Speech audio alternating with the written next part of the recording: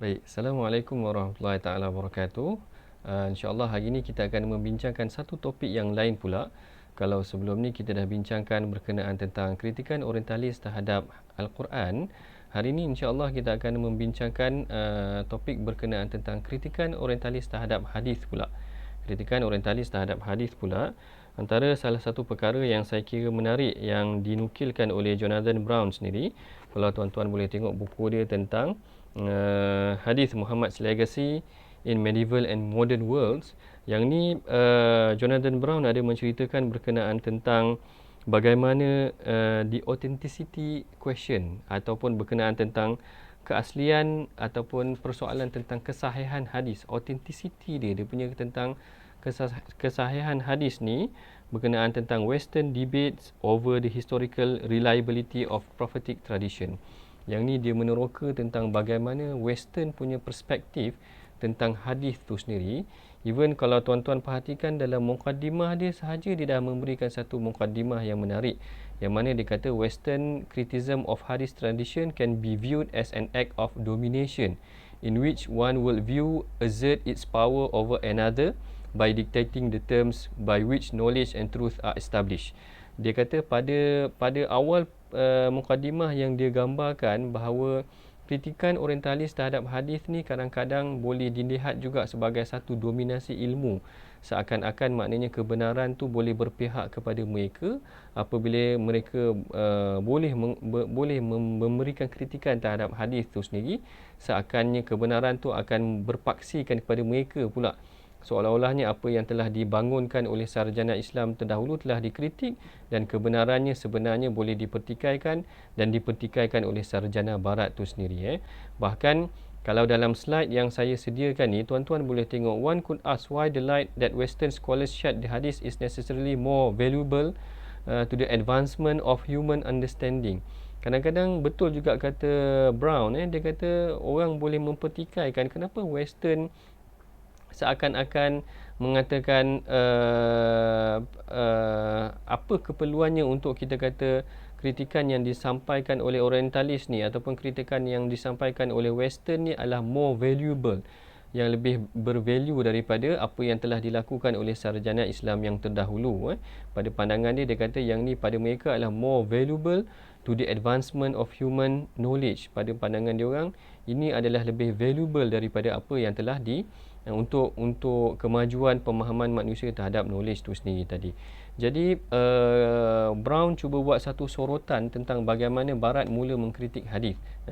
Brown buat satu sorotan yang ni juga tuan-tuan boleh perhatikan dalam slide. Pada tahun 1848 Gustav Weil, antara scholars yang noting that dia kata that Al-Bukhari deemed only 4,000 of his original 100,000 to be authentic.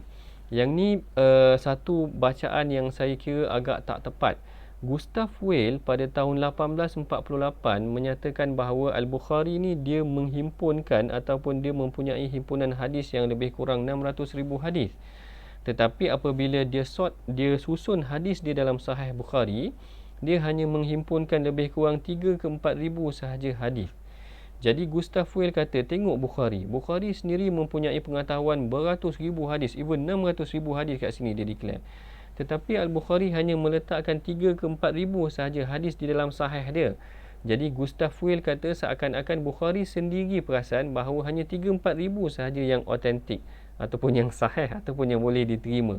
Yang ni bahaya pemikiran begini sebenarnya, sebab Bukhari saring hadis dia tu bukan kerana yang lain tak sahih. Yang ni kita kena faham. Barangkali Bukhari buat juga, kalau tuan-tuan perhatikan juga, dalam tajuk karya dia tu dinamakan Al-Jami' Al-Mukhtasar. Hadis-hadis yang dia himpunkan tu adalah Al-Jami', yang menghimpunkan dengan pelbagai bab, Al-Mukhtasar yang diringkaskan. Yang ni yang saya heran kenapa Gustav Weil tak dapat kenal pasti ataupun sengaja tidak di-highlightkan bahawa Al-Bukhari menghimpunkan 3 ke 4 ribu hadis dia tu adalah mukhtasar, yang diringkaskan, bukan satu petunjuk pun yang menunjukkan hadis-hadis yang ditinggalkan ataupun yang tidak dimasukkan Bukhari di dalam sahihnya adalah bukan sebagai hadis yang tidak sahih. Jadi yang ni yang kita kena kena perhatikan ataupun kita kena hati-hati sebelum kita mengambil pandangan daripada orientalis, sebab nanti kita akan tengok ada beberapa sarjana Muslim sendiri, bahkan ada tokoh di tanah Melayu ni sendiri yang berpandangan ataupun yang mengambil pandangan sebenarnya hadis ni ditolak kerana Al-Imam Bukhari sendiri menolak hadis pada pandangan dia orang. Yang ni adalah satu pandangan yang tidak benar. Macam tu juga idea yang dibawa oleh Gustav Weil ni di-follow ataupun dituruti oleh Alois Sprenger, yang mana pada pandangan dia, who also suggests that many of hadith cannot be considered as authentic.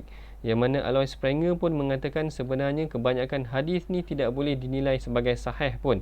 Nanti macam-macam Alois Sprenger ada pandangan dia, bahkan dia mengatakan Rasulullah ni mempunyai penyakit sawan, ada epilepsi.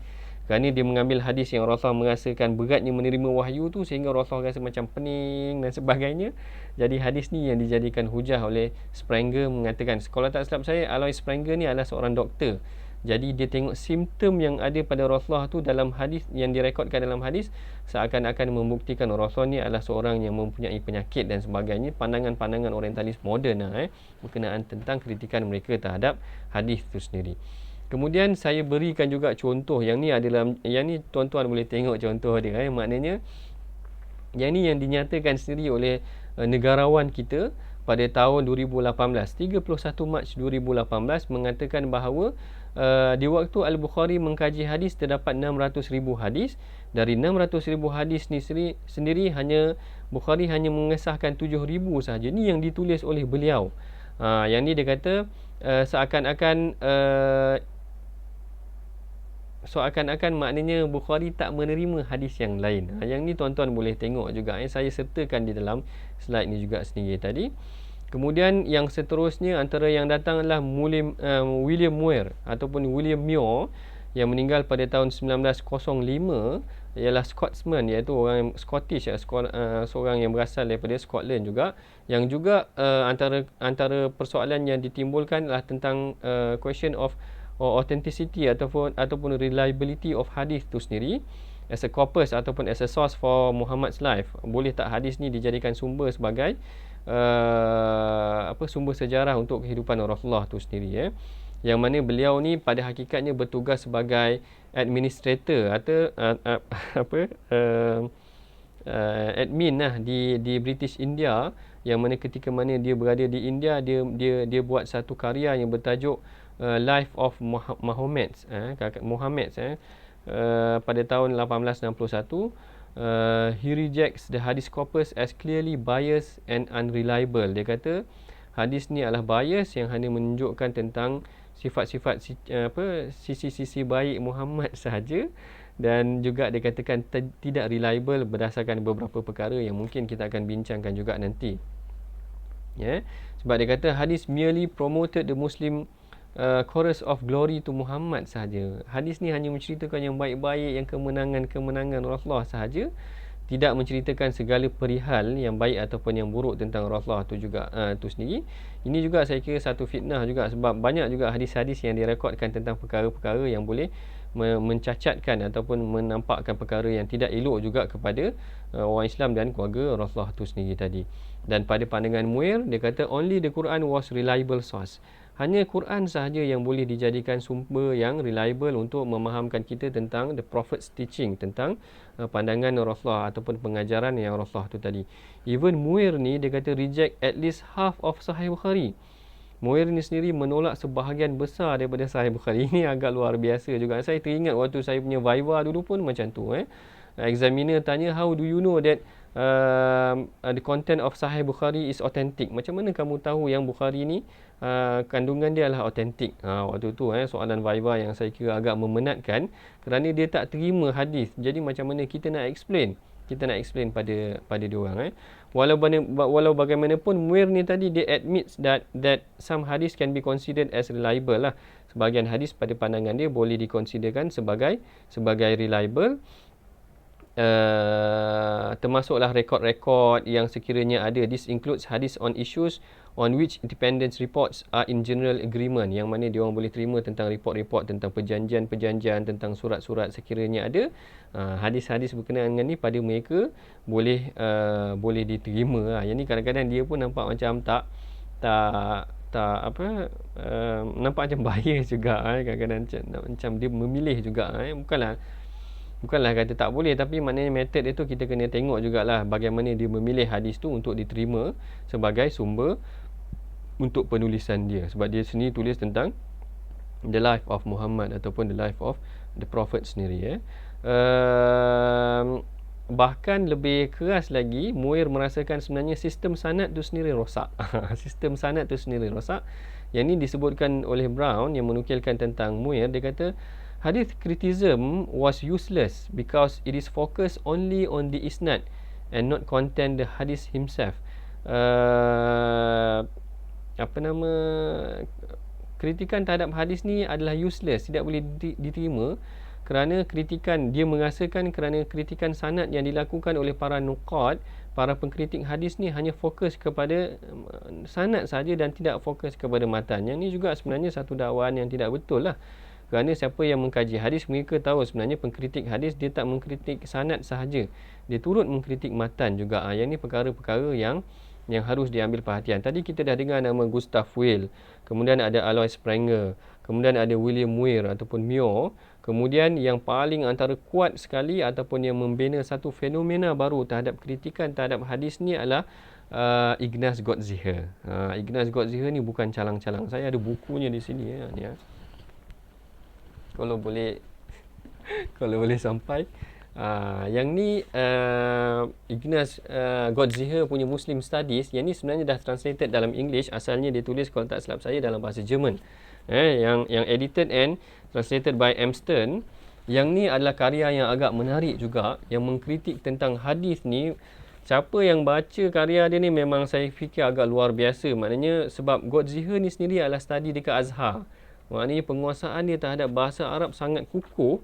Kemudian boleh perhatikan dia punya sumber-sumber penulisan dia. Maknanya dia memang baca ataupun dia memang menguasai bahasa Arab. Sebab sumber-sumbernya kalau kita tengok kat sini, bukan sahaja sumber bahasa Inggeris, sumber bahasa Arab, sumber bahasa Jerman.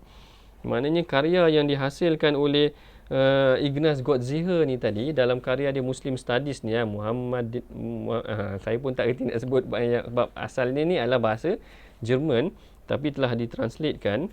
Dan di sinilah dia banyak mengkritik ataupun menghasilkan satu fenomena baru terhadap kritikan terhadap hadis tu sendiri. Ignaz Gottsieher, nanti kita akan tengok macam-macam. Dia kritik sanad, dia kritik matan, macam mana dia kritik sahabat. Dia mengkritik perawi yang terbanyak, iaitu Sayyidina Abu Hurairah dan sebagainya. Satu kritikan yang agak luar biasa, yang penuntut ilmu hadis mesti tahu tentang kritikan yang berlaku terhadap hadis dan dan semua yang terlibat dengan hadis ni sendiri tadi. Yang ni yang juga Brown kata sebagai Gottsieher ni adalah dia adalah revolutionary. Maknanya dia buat satu revolution yang baru terhadap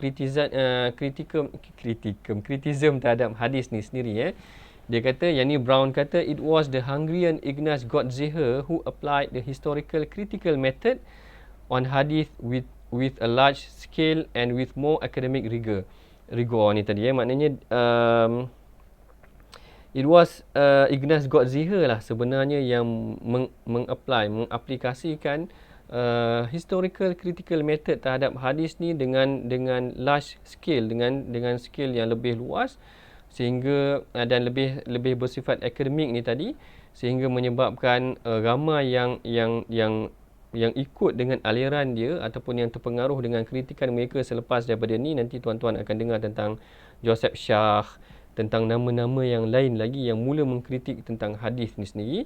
Tapi kalau ikutkan Brown, dia antara yang agak luar biasa juga mengkritik hadis dengan kritikan yang agak saya kira sistematik dan sumbernya sangat luas yang dibawa oleh Ignaz Gottsieher ni tadi.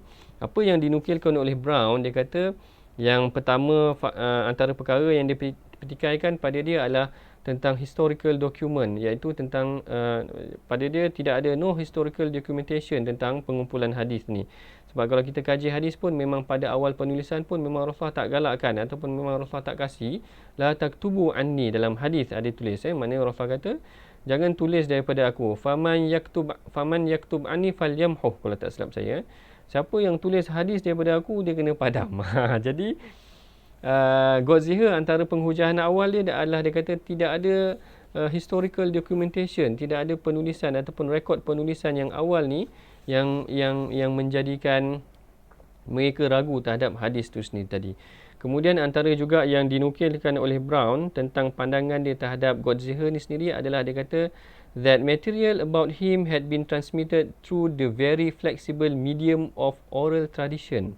Yang ni juga antara kritikan yang agak perlu dijawab, iaitu dia kata oral tradition ni pemindahan fakta melalui oral sahaja, tidak dituliskan dengan dokumentasi, sejauh mana dia punya reliability.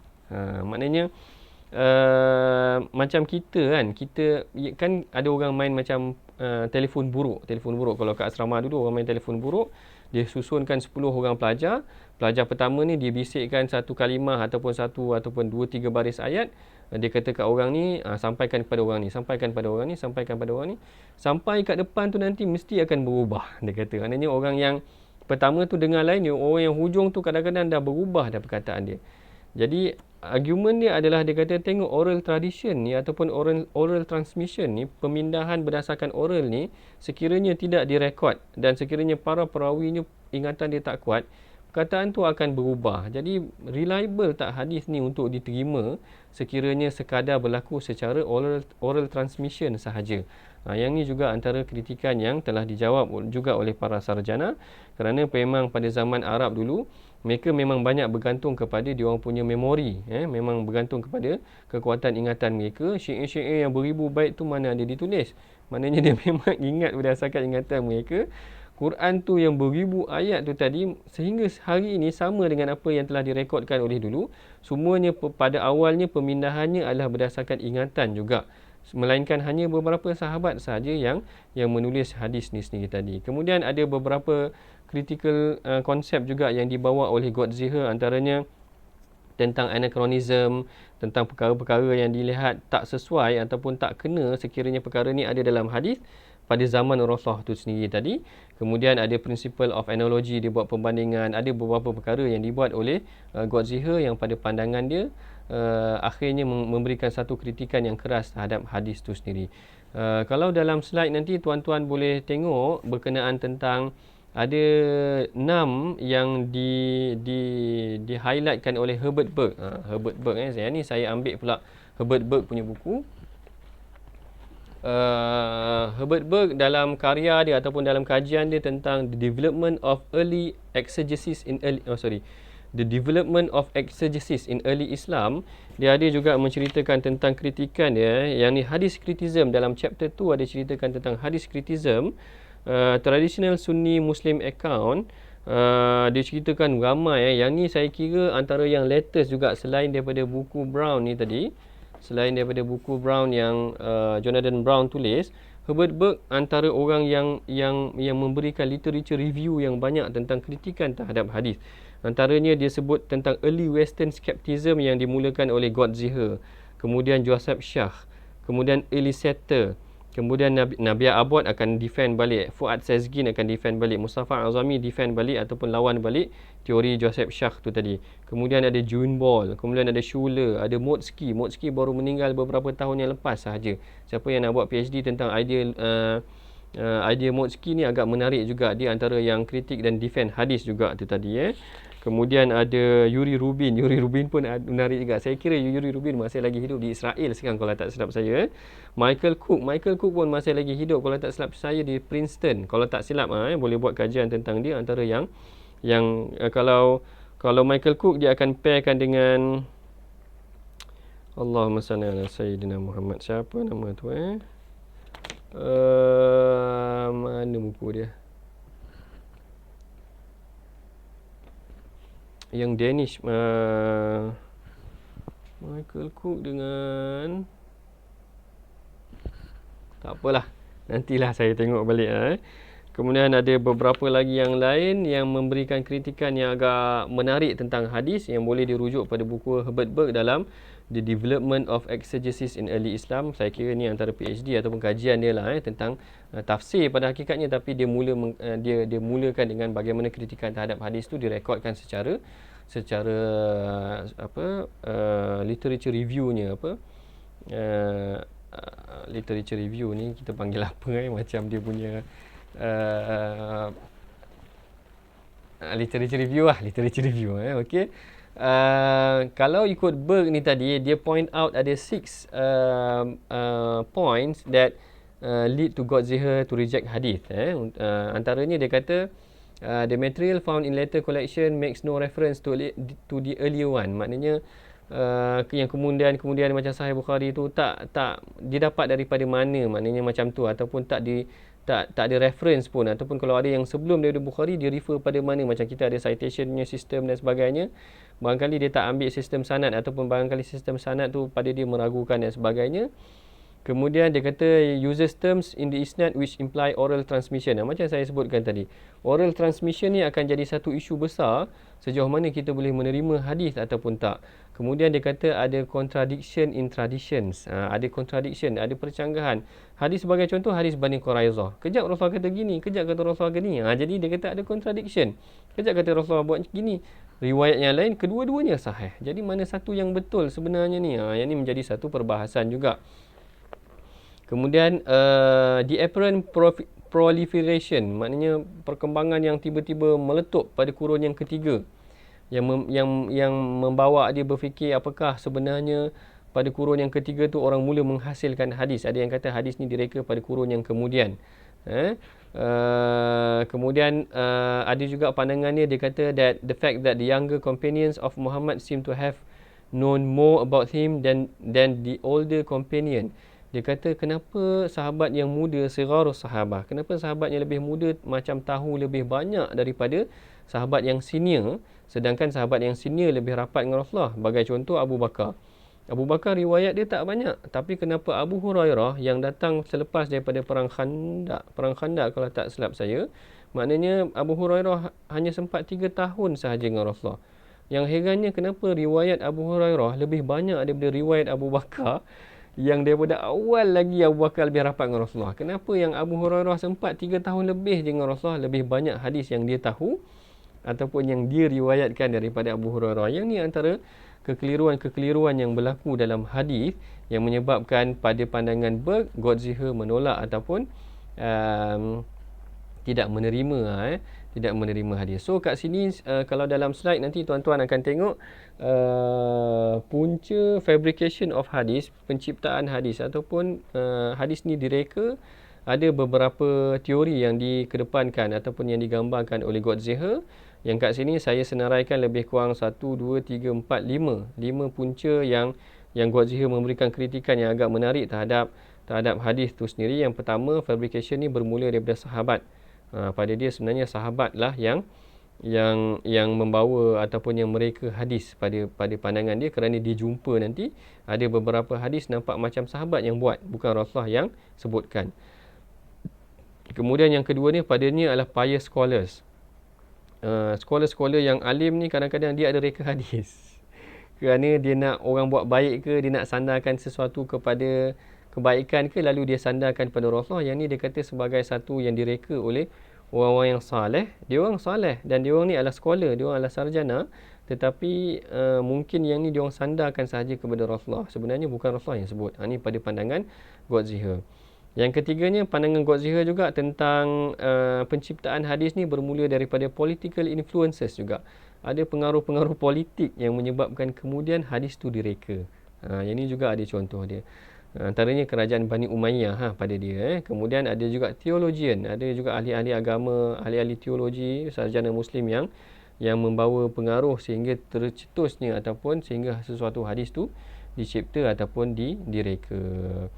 Yang ni yang pertamanya kita akan bincangkan selepas daripada sesi ni nanti, bagaimana Gottziher punya pandangan bahawa sebenarnya ada hadis yang menunjukkan sahabat yang reka hadis. Ada hadis yang menunjukkan sahabat yang reka hadis, orang soleh yang reka hadis. Kemudian pengaruh politik yang menyebabkan hadis itu tercipta. InsyaAllah dalam sesi akan datang saya kira kita akan bincangkan perkara ni tadi. Tapi untuk yang introduction ni, untuk yang permulaan ni, saya ceritakan dulu bagaimana sebenarnya kritikan hadis tu bermula pada kurun yang ke-19, 18, 17 tu dah mula. Sebenarnya sebelum tu dah ada dah. Kalau kita tengok dalam slide orientalis saya yang awal sebelum ni, sebenarnya kritikan terhadap hadis tu dah bermula awal, macam Quran juga, tetapi dia muncul lebih sistematik dan bertulis ataupun direkodkan pada kurun lebih kurang kurun ke-19, 18, 17 macam tu, ataupun 17, 18 macam tu, yang macam kita sebutkan pada awal tadi, dengan Gustav Weil-nya, dengan Alois Sprenger-nya, dengan William Muir-nya. Kemudian datanglah secara lebih tersusun lagi selepas daripada tu dengan Gottziher-nya, dengan Joseph Schach-nya, dengan Junbol-nya, dengan nama-nama lain yang agak popular. Kemudian berlaku pertembungan di antara Western scholars ni, ada yang sokong, ada yang tak sokong, ada yang kata okey, ada yang kata tak okey. Sehinggalah hari ini perkembangan tu adalah perkembangan yang agak menarik dari aspek akademiknya, mengkritik tentang perkembangan ilmu hadis. Bukan saya nak bawa orang kepada mengkritik ilmu hadis. Kita nak cerita macam mana kritikan tu berlaku dan sebenarnya bagaimana sarjana Muslim dah jawab dah berdasarkan sistem sanad ataupun berdasarkan sistem ilmu jarah wa ta'dil yang telah dibangunkan dahulu lagi. Cuma ni dinilai semula oleh Western punya scholars, kajian-kajian academician daripada barat, yang menunjukkan tentang berlakunya ataupun hadis ni adalah sesuatu yang barangkali direka ataupun berlakunya penciptaan hadis. Wallahu a'lam. InsyaAllah kita akan jumpa lagi dalam sesi akan datang. Aqulu qawli hadha, astaghfirullahalazim li wa lakum. Assalamualaikum warahmatullahi taala wabarakatuh.